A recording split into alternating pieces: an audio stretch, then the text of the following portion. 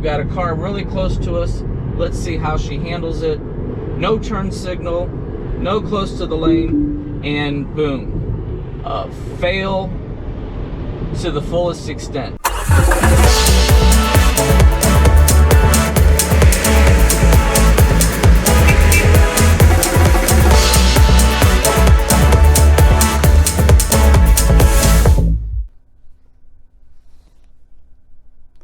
Okay, so today we're going to talk about some of the changes that came out with the new update 2020.20.5.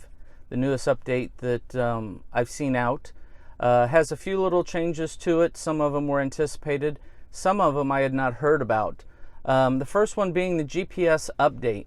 We have updated your car's GPS to improve stability and tracking. Please note that with this update, the GPS in your car will temporarily recalibrate once after the update, which might cause a few minutes delay in where updating your car's position is displayed on the map. So when I went out and tried this and practiced with it 2 days ago, I did not see any kind of update with the GPS.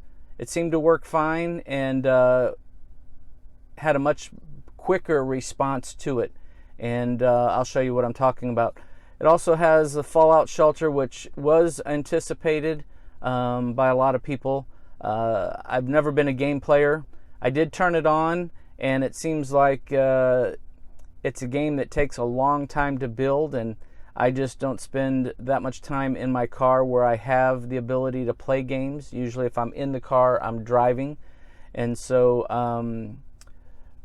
I don't know how much I'll get to play that. Theater mode improvements with this release. You can now play, pause, and skip video playback with your steering wheel controls while using theater mode. As usual, theater mode only works while the car is in park. Some tracks improvements, minor improvements, and bug fixes is also included with this release. So we'll see how this works. I'm more interested in Tesla improving the self-driving, the full autonomous, than I am with them improving the games and things of that nature. I bought this car for the IT abilities to drive me to work, and not so I can sit it in and play games. I think there's other avenues for that, but I am impressed that they do some things to help us when we are sitting at a supercharger. So let's take a ride, and we are going to go on our way to work today, and you'll see that I'll point out some of the changes that took place in this update from the previous rides that you've seen me go to work. It's about 29 miles. I'll fast forward through the slow parts, and we'll see what we can pick out in this update.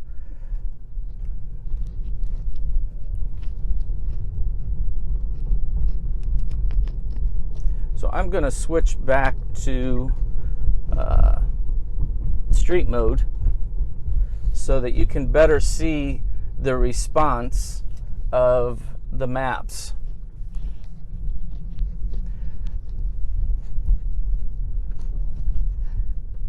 Now I will tell you that the first notice that I had with the new update was that the map changes much more briskly, and it adjusts. It's not as slow, it's more responsive, and I did notice that the arrow is a little bit better in its position, especially when I sit in my driveway at home.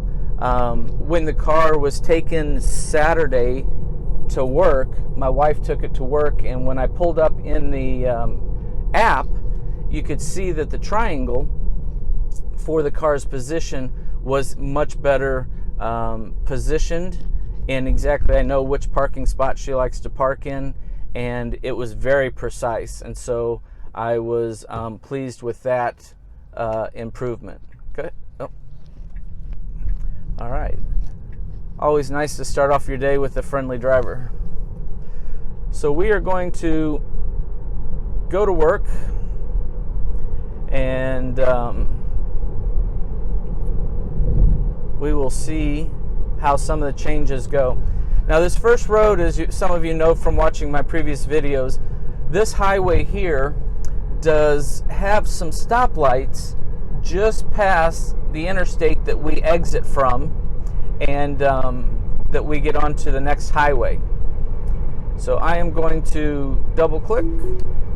So she will only run on autopilot at this point because this highway shows stoplights on it, and she's not able to navigate on autopilot when you have stoplights or stop signs on it.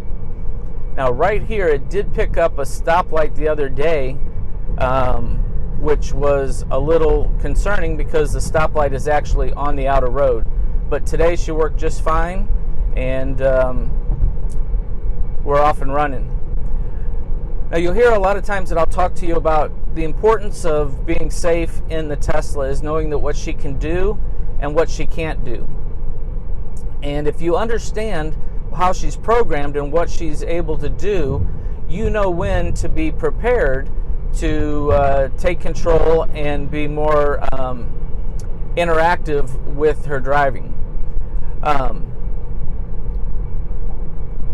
She has the ability to monitor everything that's going on around you. And with that, every time she runs that scenario, the factors in the equation change. And so sometimes she's going to give you a different response based on what is happening at that particular moment. So one moment she may go just fine, another moment she may give you a little bit of concern, but as long as you understand how that happens, you'll be okay.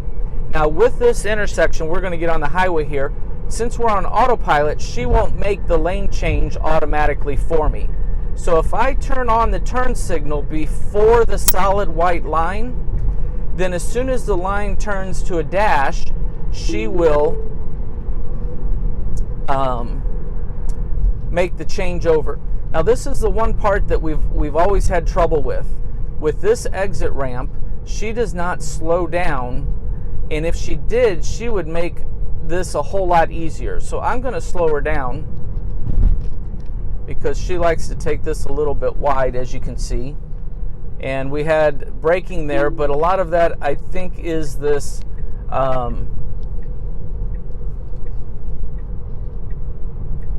barrier that was there across the, next to the highway, as they were doing some work alongside the highway. That is really the toughest intersection or spot that we have on our way to work, and she doesn't seem to be able to grasp it because she's having a hard time slowing down for that particular ramp. Another challenge that she has is that ramp is extremely wide. The white lines are spread out to maximize the width of that ramp that they built, and it's always given her problems tracking the lines from one side to the other. Now, as we got on Highway 270 here, this is an interstate, so we were able to switch to navigate on autopilot, which is the solid blue line. And so she will take us all the way up to our exit for work as smooth as she can go. And you can see she's tracking this truck in front of us because it's darker than the rest. And this particular intersection, or merge I should say, onto this highway, she has a hard time ramping back up to the speed. I have my speed limit set to 5 miles over the speed limit, but she cannot seem to... Oh, that was a big rock. That was not nice. All right. One good thing about the Tesla is you have the speed to do so, and we are going to get out from behind that truck before she decides to send another rock our way. I've already got one rock chip in my windshield. Happened the second week I owned the car, which has been quite discouraging. Rocks seem to find my windshield in all my vehicles, more so than most. All right, so let's get back on to navigate on autopilot, and we'll let her go. So back to what I was saying is, when she comes on to this highway, she does not adjust her speed limits in a appropriate time frame. In other words, she does not jump back up to 5 miles over the speed limit as she's programmed. Even sometimes when she reads the speed limit sign changing up to 60 miles an hour, sometimes she'll stay on 55 even though the speed limit stays to 60. I was hoping that these kind of fixes were going to take place in this update, because it is very frustrating when you're trying to merge on the highway and she won't even do the speed limit. It's especially dangerous at this point on this highway because people here think this is the Autobahn. I have people passing me like I'm going backwards, even at 65 miles an hour. Now, one nice thing about today's video is there's a lot of construction going on between here and work, and we'll get to see how she handles the construction and different obstacles in her way.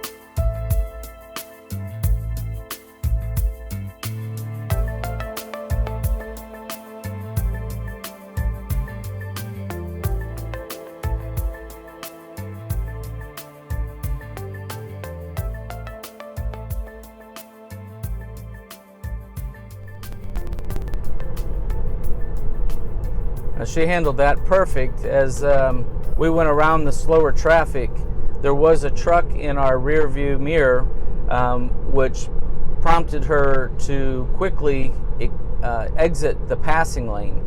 And you'll find that she is quicker to move out of the passing lane when you have a car behind you than when you don't. And sometimes she's even been on the verge of exiting the passing lane too close to the vehicle she's passing, simply because there was a car right on our bumper.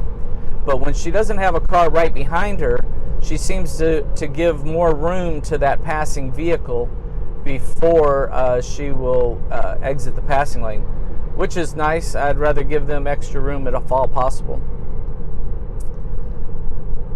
Now we have our exit coming up here in a couple of miles, and you'll see that the line comes here saying where she wants to follow the route. This point 3 is actually an exit off of this highway and not really the end of this highway. And so she does pretty well through all of this, and she's getting more aggressive when the traffic increases. And so that little variation right there was because as she started to get over, a car a couple lengths behind us was getting over into this lane as well from the right lane. And as the cars were coming together, she played caution and gave the other car the room. So good job for Tessa.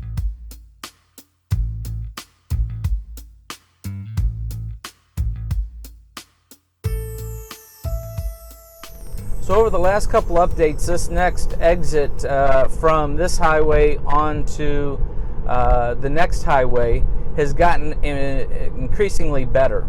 And she's able to slow down on this ramp and make it a much more smoother transition than she is from the previous highway onto this one. And I don't know why. She obviously is reading something in the maps that on the last entrance that she doesn't read on this one. And you'll watch her speed as she slows down automatically for this exit ramp. Get her to move over here.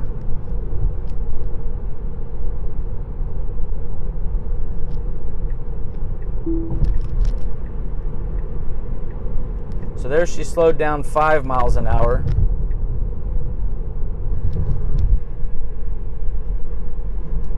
And And this is a long ramp, and it will get sharper up here around the corner, and she'll slow down again.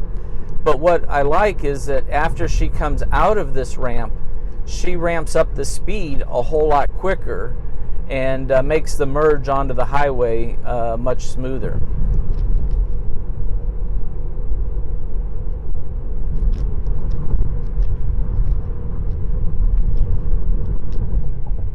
There she went down to 55, and this is all her, and she makes this one.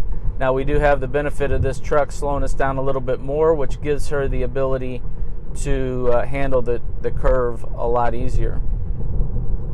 So you have to be mindful that she's programmed to make these turns at a certain speed.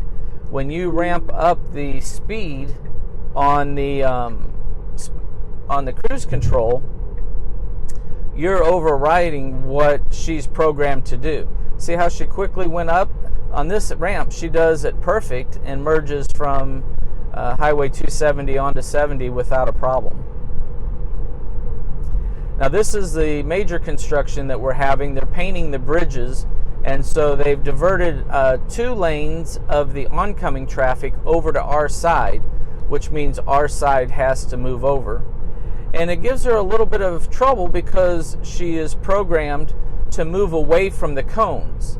So sometimes slower traffic will get her to move over into that left lane, and then she runs along the cones, and her program says we don't want to run along the cones, and she'll exit back over, and she'll give you the message exiting away from cones.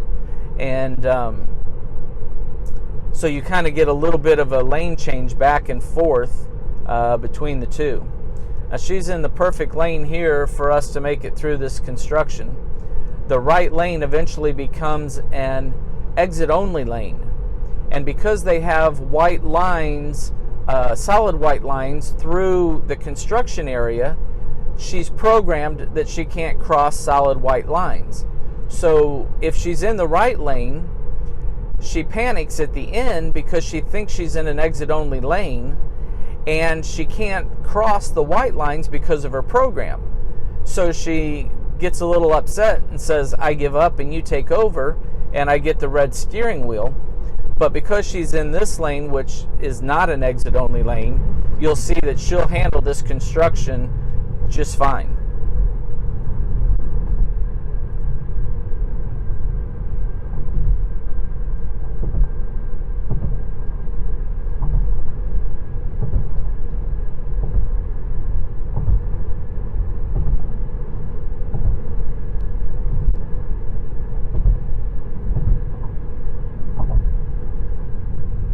So another thing that I noticed with this update on 2020.20.5 is her changing lanes.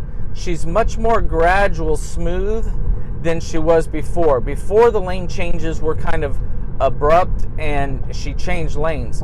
With this one, it seems to be a little bit more gradual, which is great because it'll save wear and tear on your tires, and it will help with your efficiency in the vehicle as well.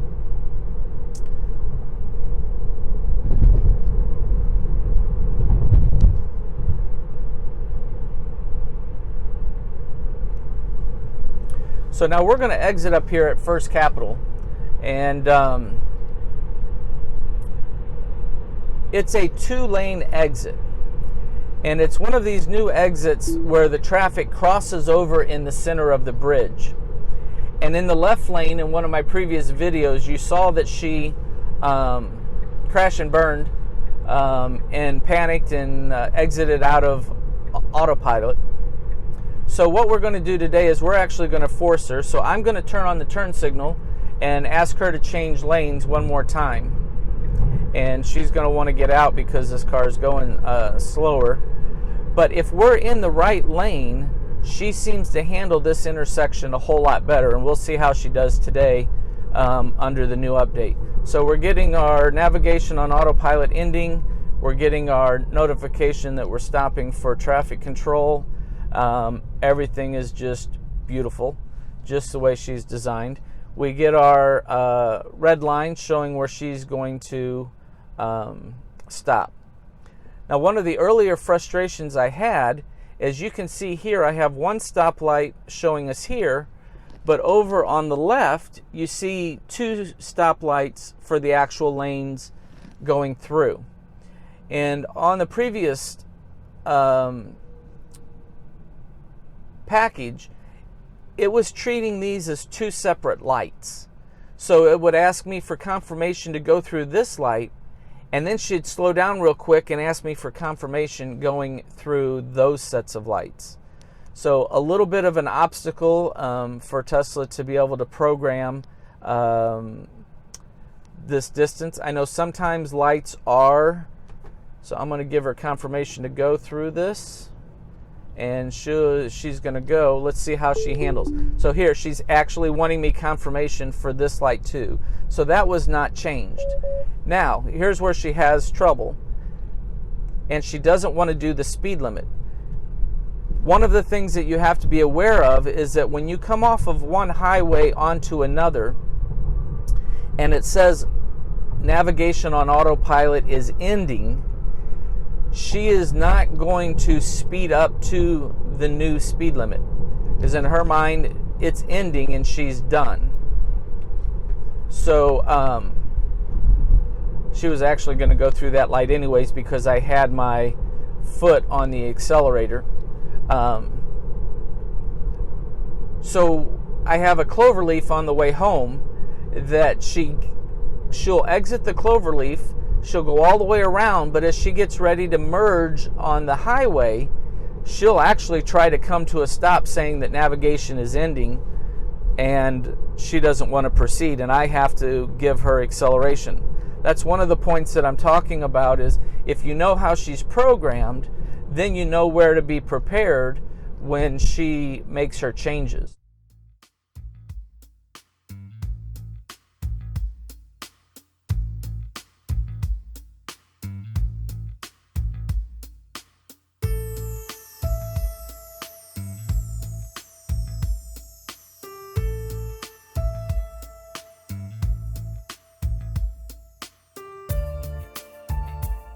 Autopilot and not navigate on autopilot,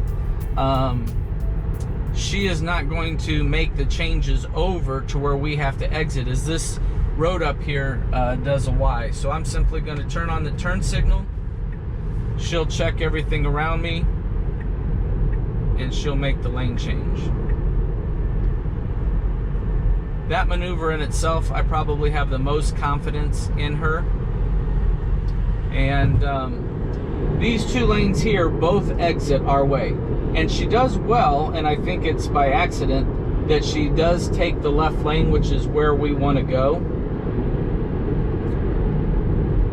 The problem is this lane ends, and it eventually shows arrows on the ground, which she'll pick up, and you'll see here, and then the lane ends, the white line on the right ends the lane, and that forces her over. Not that the lane ends and she wants to make the change, but she is pushed over by that white line. So let's see, we've got a car really close to us.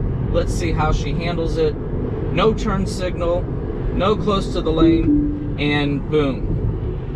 Fail to the fullest extent. Not only did she not move over out of the lane, but she did not give distance for the vehicle in front of us. These are the things that you have to be aware of when you're driving, and that's why you want to subscribe to our channel, is because we're going to show you where these things are at so that you're prepared to handle them when you want to do self-driving. Self-driving is awesome. It is incredible. I love it. 99% of the time it works just fine, and you come across situations like that she's not programmed for just yet, that can give you a lot of frustration and a lot of fear in driving on autopilot if you're not aware of them. So by subscribing to our channel and watching the videos that we go out and we practice with, you'll see where you need to pay attention to and how you can be prepared for those, And then it becomes simply a matter of manually changing lanes ahead of time so that you avoid those situations. And if I had not wanted to prove that point, I would have changed lanes into the left a little bit before, and we would have had no problem with that merge onto this highway. Okay, and welcome back. I wanted to add an extra video here. This is actually my trip on the way home from work today, and there's a couple situations I wanted you to be aware of as it pertains to what your Tesla can do and what she can't do. So I am on software 2020.20.5. I have hardware 3.0, and that will give us some indications of where your car is set up as and what I have it set up as. So I'm on a road now that has stoplights, so I cannot navigate on autopilot. All I can do is on autopilot, and it does really well until we get to this particular section where I have to actually change direction, and she will not do that on city streets. So once I make this turn to get on the highway, navigate on autopilot will be able to take back over. As you can see, this is the construction that we came across this morning on the bridge, and this side of the highway, they actually divide the highway up, and half of it goes on this bridge and half of it goes on the oncoming bridge over to the left.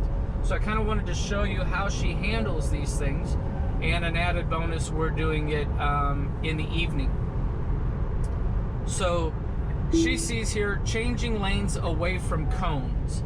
So as she's picking up all of these cones, she is programmed to move over to another lane, which I love, and it works out really well. Sometimes it's a little bit troublesome because she'll move away from the cones just as the cones end, and then she wants to move back into the lane. So I'm going to let her completely do this. You'll notice that she's on control as long as this blue steering wheel is lit up. We split here, and she takes control, stays on the right hand side, and follows through the construction with no problem. Ever since they've done this, she's worked like a charm all the way through here, and doesn't seem to have any problem with this whatsoever.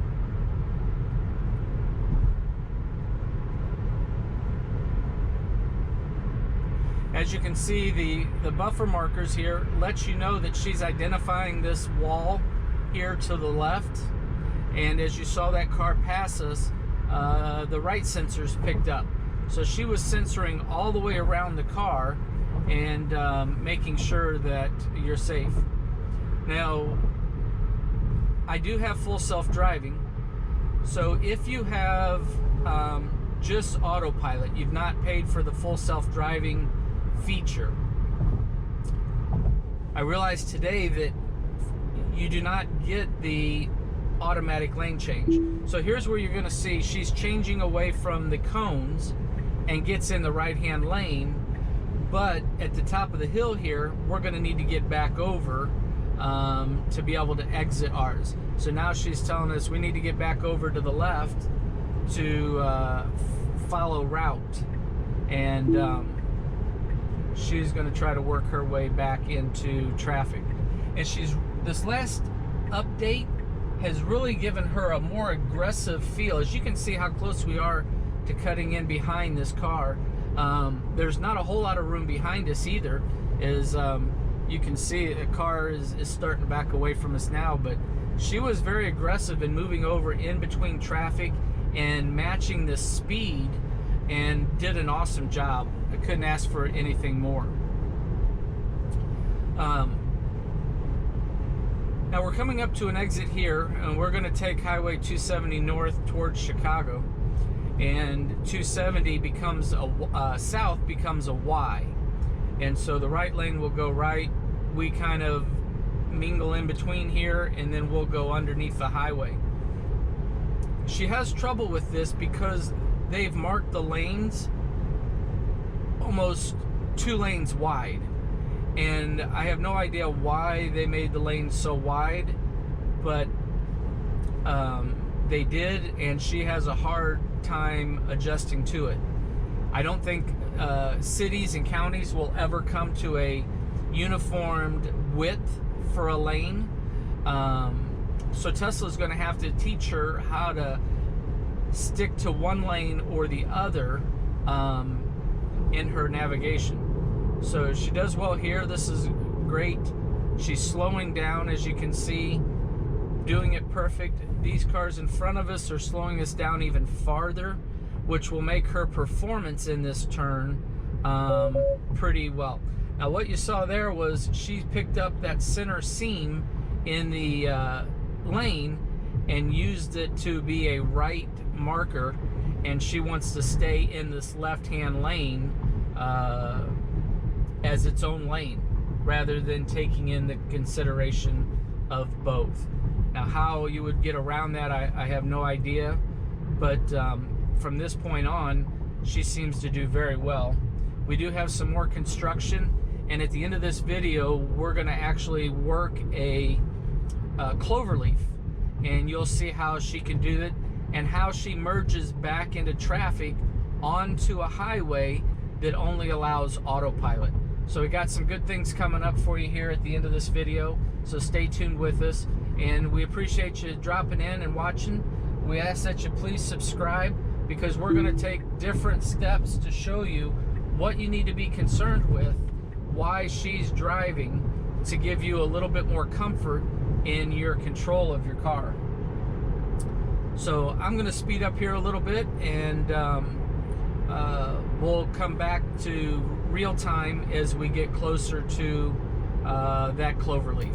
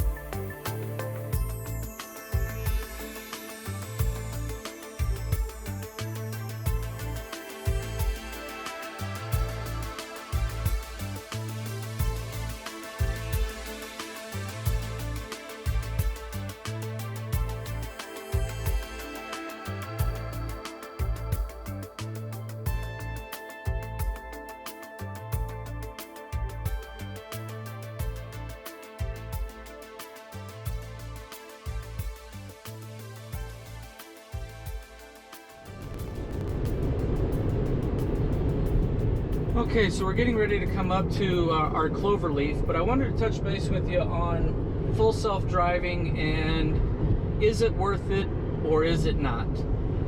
You see a lot of people out there saying, no, you don't want to buy it yet, you don't want to buy it yet.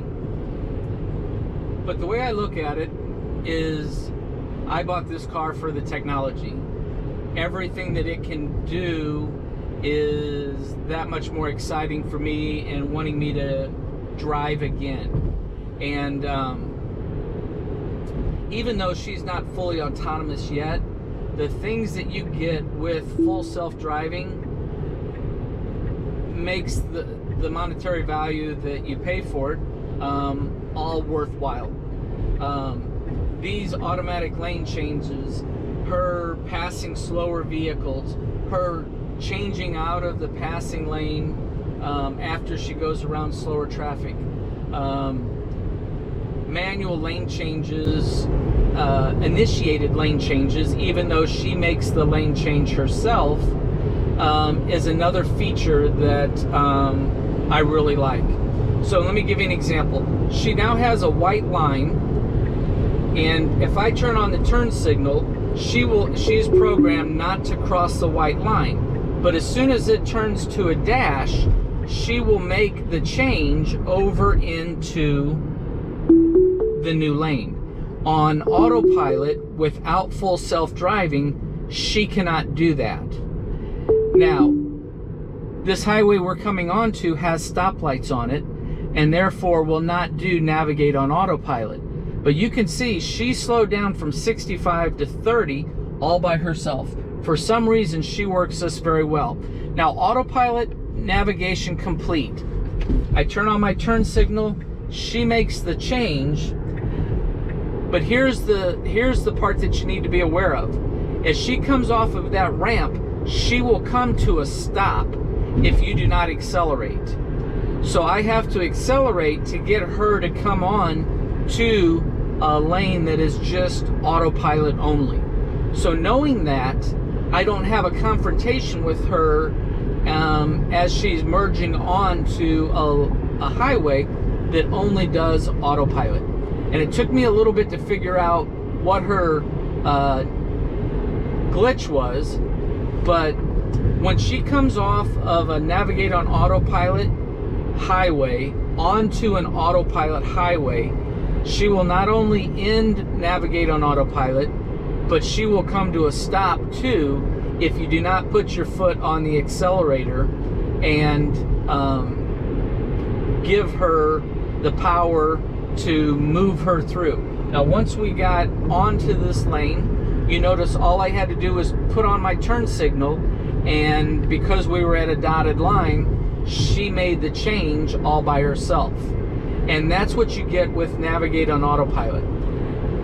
It is so worth it, even though it's not full self-driving. If you can afford it, I would buy it now, because it's going to go up for one, and two, if they do it on a fee-based or a monthly-based system, they may take away the option of paying it all up front. But think about it here. How long do you really keep a car? Are you going to keep a car for 6 years? If you keep a car for 6 years, you're going to pay $7,200 by month for your autopilot. 6 years times 12, 72 months, $7,200 for your 6 years.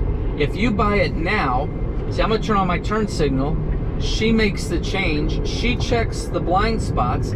I don't have to worry about blind spots. And she makes the lanes change, and I feel totally safe. I'm going to jump back to that thought in just 1 second. But here we are exiting this road, and she was stopping. This outer road used to have a stop sign right here, and she was stopping for the stop sign that wasn't there. I did bug report, which you simply push the right scroll button in and say bug report. And I did that like 3 times when she was trying to stop for that stop sign. Now, without a software update, one day she stopped trying to stop for that stop sign that wasn't there. So if you have a glitch in your system that is she's not acting the way she wants, you push in the scroll button so that she listens, and then you say bug report, and it will send notification to Tesla. Now, can I guarantee that they're listening that and they fixed my car individually? I don't know. All I know is that I did it like 3 times and it went away, and it no longer stops for that stop sign. And so it makes good. Anyways, as we're finishing up here, I wanted to tell you that if you keep your car 6 years and you pay for Navigate on Autopilot, which they're anticipating to be $100 a month for the Navigate on Autopilot, that's $7,200. That's more than I paid for Navigate on Autopilot. I paid $7,000 for the upgrade. So if you keep your car 5 years and 10 months or longer, you're way ahead of the game. If you think you're going to keep your car for a couple of months or a couple of years and then upgrade, well, then it may not be worth it. But to me, having the fun of Navigate on Autopilot, the ability to enjoy all of these benefits, having her drive for me, makes it all worthwhile. So here I am at home. I appreciate you riding with me. Hopefully you enjoyed what we talked about, and we'll see you in the next video.